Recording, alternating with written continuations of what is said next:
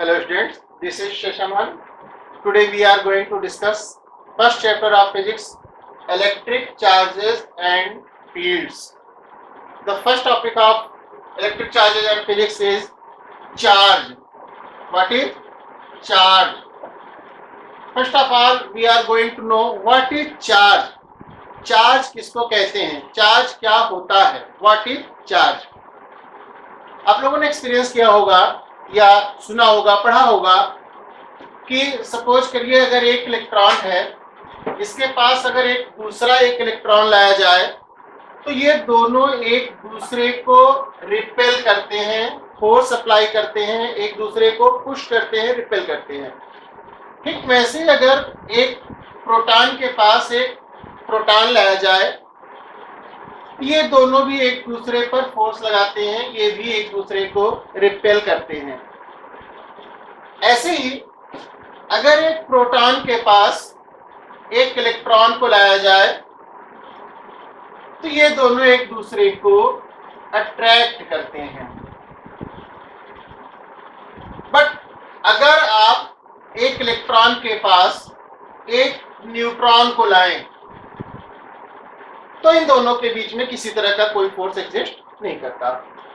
Same thing अगर एक proton के पास एक न्यूट्रॉन लाएं तो इनके बीच में भी किसी तरह का कोई फोर्स एग्जिस्ट नहीं करता.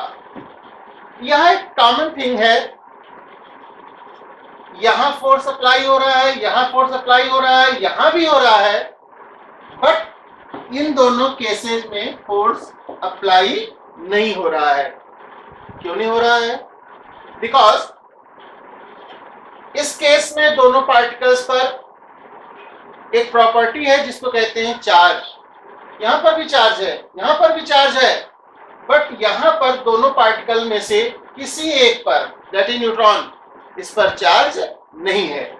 तो फर्स्ट ऑफ ऑल हम लोग डिस्कस करेंगे what is charge. Charge is a property of A particle.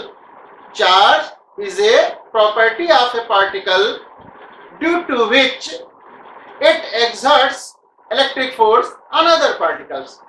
Charge is a property of particle due to which it exerts electric force on other particles.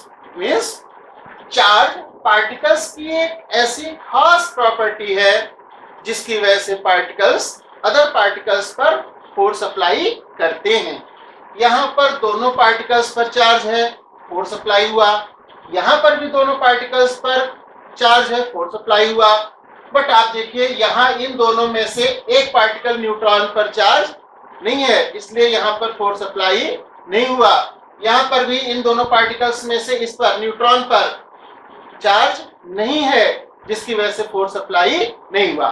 तो एक common बात निकल कर आ रही है कि चार्ज क्या है. चार्ज पार्टिकल्स की एक ऐसी प्रॉपर्टी का नाम है जिसकी वजह से पार्टिकल्स के बीच में इलेक्ट्रोस्टैटिक फोर्स एग्जिस्ट करता है. Next thing, what is unit of charge. Charge की यूनिट क्या होती है. इन एसआई सिस्टम चार्ज की यूनिट होती है कूलाम. COULOMB, coulomb.